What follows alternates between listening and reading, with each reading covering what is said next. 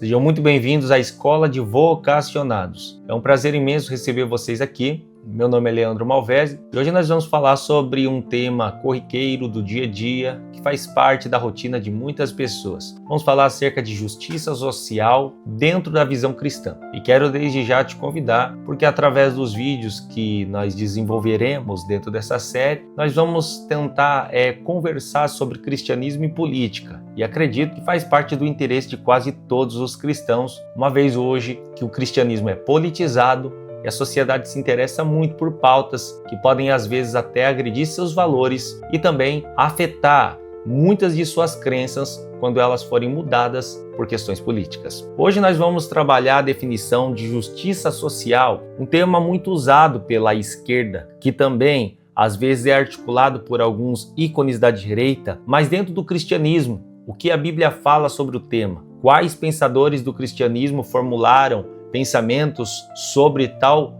conjuntura e como nós podemos abordar sendo um cristão, distinguindo da visão revolucionária? Bom, a definição teológica de justiça social, ela se segue através da recuperação do imago Dei, que é a imagem de Deus no ser humano. Toda justiça social dentro do cristianismo, ela orbita, ou seja, ela trabalha para a restauração da imagem de Deus na criatura caída, uma vez que todos trazem em si algo que nós chamamos de pecado original. É a marca matriz que trazemos como herança de Adão na queda do Éden, quando Adão pecou contra Deus e trouxe a nós, a sua geração posterior, uma marca que faz com que nós tivéssemos a nossa imagem afetada e através disso precisamos recuperá-la. Segundo as ênfases de Gênesis 1:27, o homem é a imagem e a semelhança de Deus. Ele inspira, transparece, ele reflete quem é Deus, sua imagem, seu ser, seus atributos, mas isso anda corrompido, dado ao fato da influência do pecado. E a justiça social no cristianismo, ela tenta tirar essa agressão à imagem e trazer a restauração através dos pilares de justiça de Cristo e também através da bondade que só Deus possui. Cabe uma nota para nós. Algumas pessoas esquecem que o ser humano não é bom na visão cristã. O ser humano ele é afetado pelo mal, logo sua natureza está decaída em malignidade. Mas ele pode, através de Deus que assuma a bondade, ou seja, a fonte de toda bondade, encontrar bondade para si mesmo. Então, alguns temas que são interessantes para nós trabalharmos dentro da justiça social na visão teológica cristã. Primeiro, a dignidade humana. O ser humano precisa ser restaurado nos seus direitos. Não sei se você se recorda que o primeiro lugar a estabelecer o ser humano que Deus criou foi o Jardim do Éden. A palavra Éden é a palavra paraíso em sua tradução. Então Deus deu dignidade para o ser humano quando o introduziu ali e em nenhum momento existia no plano de Deus que o ser humano fosse um andarilho, um mendigo, uma pessoa desabrigada, uma pessoa a passar e padecer necessidades. Não, pelo contrário. O plano de Deus para o ser humano é que ele vivesse em um lugar de deleite, de desfrute, de cuidado e de provisão constante. A quebra da dignidade humana é um dos atos que o pecado ele traz como influência na vida do ser humano. Então, cabe a nós restaurar esta dignidade. Um segundo ponto é o amor ao próximo, o cuidado, a conjuntura, uma vez que o ser humano fez os seres humanos como um ser relacional. E o que seria isso? Deus fez o ser humano para que ele se relacionasse um com o outro. Não é do plano de Deus que o ser humano se isole, ele viva sozinho, não. Isso é o plano do diabo, isso é o plano das entidades de influência maligna e da maldade humana. O plano de Deus é que o ser humano ele se agregue, ele cuide um do outro. Por quê? Ele chama o ser humano de semelhante, ou seja, é igual a ele. E diante disso existe um plano do ser humano cuidar um do outro, uma vez que Deus dá o exemplo, claro que ele é cuidador das pessoas. O terceiro ponto é o cuidado com o pobre marginalizado, uma das questões que muito foge às vezes da visão moderna de cristianismo. As mega churches, as igrejas de empreendimento, a teologia da prosperidade tomando as igrejas e devastando completamente a sua ortodoxia, tirando a Bíblia de seus altares,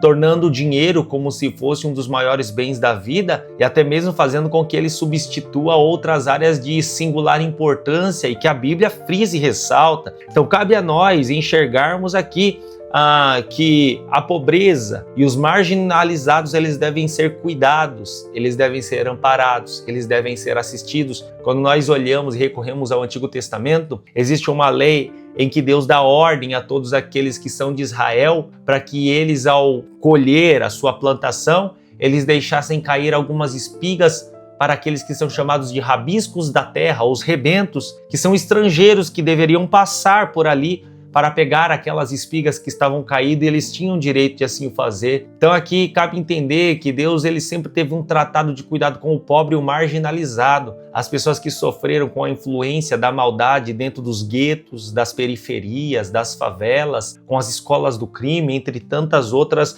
questões que marginalizam o ser humano. Algum ser humano que em dado momento da sua vida, em um descuido, cometeu algum ato libidinoso, algum ato que seja hediondo, foi parar em uma prisão e acabou se tornando alguém completamente marginalizado. Essas pessoas precisam ser cuidadas. E para isso a justiça social deve ser aplicada em diversas tomadas de ação, seja no evangelismo, seja no envio de correspondência, seja hoje no envio de material de literatura, seja no serviço de capelania. Então assim, cabe entender que Deus tem um cuidado com o marginalizado e também com o pobre. E entregar uma marmita numa sexta-feira com um pouco de sopa e um pedaço de pão, isso não é suficiente. A devolução da dignidade humana está muito atrelada a essa questão. E acredito que a recuperação da integridade desse ser humano, ela é um conjunto em cadeia a ser cumprido. Então nós precisamos ter essa observação. Outro ponto interessante é a justiça ser restaurada e não apenas a justiça punitiva, porque se nós buscamos a justiça apenas como um meio de punição, nós estamos à procura de uma lei para condenar. Nós não estamos à procura de pessoas para que elas sejam justas. A legítima justiça não é aquela que justifica a pessoa. A legítima justiça é aquela que purifica a pessoa. A justiça faz com que a pessoa siga um padrão referência para ser justa, não justificada. Justificada é uma pessoa que tem uma culpa e ela está absolvida daquela culpa. Então a justiça só serve para isso se chama lei. O que nós procuramos é uma justiça que faça com que as misérias do ser humano elas sejam exterminadas e através de uma nova ótica, uma nova cosmovisão, a pessoa enxergue novos direcionamentos para a vida e através disso ela possa viver com a visão do reino, a visão dos céus, os valores dos céus, empregando os valores da Bíblia e assim ela será justa, não apenas justificada. Lembrando que não seremos justos na questão de salvação, porque nós somos justificados pela morte de Cristo, mas podemos ser justos na terra se nós aplicarmos a palavra de Deus como regra para a nossa vida. A segunda grande questão que a gente deve também enquadrar aqui é o seguinte: o marxismo, que é o pilar que sustenta a justiça social dentro de uma visão mais esquerdista, de uma visão mais revolucionária, ela traz um contraponto a esses valores. A primeira questão que o marxismo traz como justiça social é a luta de classes. O marxismo ele vai dizer que as classes elas devem sempre trabalhar para quebrar esse paradigma. Porque diz Marx que uma classe só se sujeitará a outra quando a classe que estiver acima, ela alienar toda a classe abaixo ao ponto de fazer entendê-la que aquilo é hábil, justo e também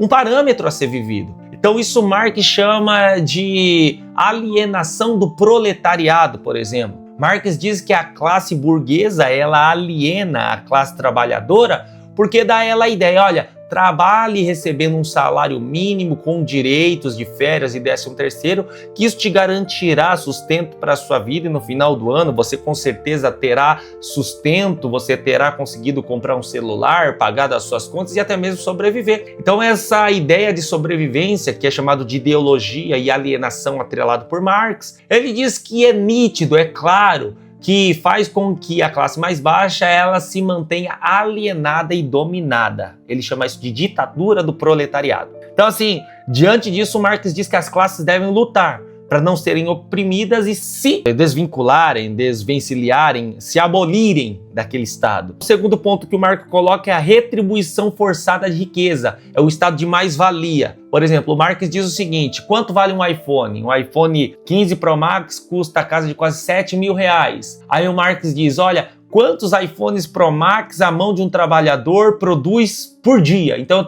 ele produz aproximadamente 10 iPhones, que sai a casa de R$70.000. Quanto ele recebe no final do mês? Não, no final do mês ele recebe R$ 1.500. Aí o Marx diz, você está percebendo que a mão de obra do trabalhador, ela vale mais do que ela recebe? E você percebeu que o salário do trabalhador não lhe dá o direito de comprar aquilo que ele produz? Então, assim, o Marx ele diz que o recebimento ele tem que ser mais equilibrado. Não está errado isso. Pelo contrário, algumas vezes nós somos explorados e recebemos muito menos do que nós merecemos. E as pessoas exploram a nossa mão de trabalho ao ponto que nós não podemos nem consumir ou comprar aquilo que nós produzimos. Nisso Marx está certo. Mas o que nós precisamos entender também é o direito da maximização do potencial individual. E o que seria isso? Alguém é um empreendedor, o dono da matéria, o dono da empresa, alguém que começou, a única coisa que ele fez foi nos empregar. Então, assim, nós nem saberíamos que esse produto existe, nós nem estaríamos envolvidos no meio de produção se não nos fosse dada uma oportunidade de trabalhar ali. Se a empresa não é nossa, o material não é nosso, o empreendimento não é nosso, que direito nós temos de cobrar algo de alguém? Aí parte a ideia de propriedade privada, isso é um tema mais profundo, isso é de economia política, não é um tema aqui. Mas a terceira questão também, o Marx diz que nós devemos ter a abolição da religião. O Marx diz que a religião é o ópio do povo, ele escreve isso na ideologia alemã. A palavra ópio é um tipo de droga que torpece, ou seja, que traz loucura, alucinação na pessoa. É a mesma coisa que a pessoa mascara maconha ou fumar um baseado de maconha, ou seja, o Marx dizia que a religião ela faz com que as pessoas se sintam alucinadas, malucas, fora de si, porque o Marx ele acreditava que a leitura da história tinha que ser científica, e aí vem a ideia de materialismo, que é outra leitura também. O quarto ponto aqui que o Marx coloca, então, ele fala do materialismo histórico dialético. Então ele diz assim, a história não deve ser lida através de uma leitura romântica, a história não deve ser lida através de uma leitura religiosa, a história deve ser lida através de um materialismo. Então, assim, o Marx tem até um livro que ele escreve a história da propriedade privada. Então, ele vai dizendo a história material é que faz com que nós vejamos quantas injustiças nós temos ao longo da história. O cristianismo não. O cristianismo faz uma leitura através da queda. Então, assim, enquanto Marx procura o que é material, o cristianismo procura aquilo que é espiritual. E é por isso que essas visões se chocam. E o que nós temos aqui? Um choque lógico. Então, diante disso, a gente consegue entender que a justiça social do cristianismo ela nunca vai conseguir se adequar, não é verdade? Mas no terceiro ponto, para nós equilibrarmos essa balança e conseguirmos dar aqui um fiel, para nós conseguirmos achar um peso desnivelado, é que a justiça social do cristianismo ela tem um pilar também. O pilar da justiça social do cristianismo se chama Jesus Cristo de Nazaré. Então, assim, uma pergunta que nós temos, né? O marxismo, o revolucionário, o progressista, ele defende a minoria. Aí nós perguntamos, né? Como a minoria é defendida dentro do marxismo? Através de luta de classes, de defesas ideológicas e de briga. Aí você há de me perguntar, Jesus Cristo defendeu as minorias? Com certeza. E digo para você que Jesus é antes de Marx.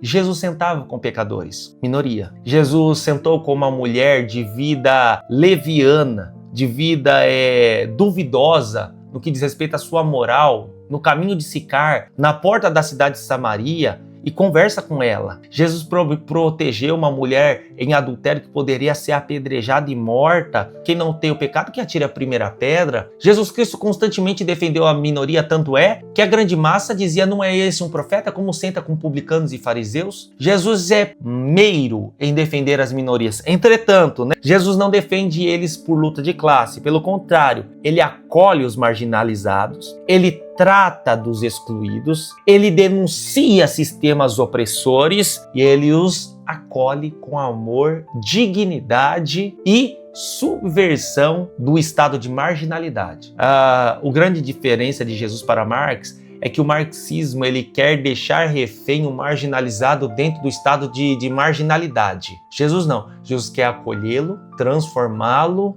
e dar a ele integridade novamente da imagem de Deus. Se nós procurarmos, né, um texto bíblico que possa nos subsidiar isso, Lucas 4, 18 ao 19 diz, o Espírito do Senhor está sobre mim, porque ele me ungiu para pregar boas novas aos pobres. Então, assim, Jesus apresenta o cumprimento de Isaías 61, ao ponto que a sua visão messiânica inclui libertação espiritual e social das pessoas, ou seja, tanto no estado de pobreza como também no estado de pecado. Então assim, se nós entrarmos numa discussão, nós teremos a certeza, Jesus, ele é primeiro em alterar o status destas pessoas, dando a elas novamente dignidade, coisa que a subversão através de luta de classe não dará. Dará apenas guerra, derramamento de sangue, feridas, prisão e manchas na história, não é verdade? Então assim, nós temos referências bíblicas fundamentais para nós basearmos isso. Lógico que nós temos Miqueias 6:8, Isaías 1:17, Amós 5:24, Tiago 2:19.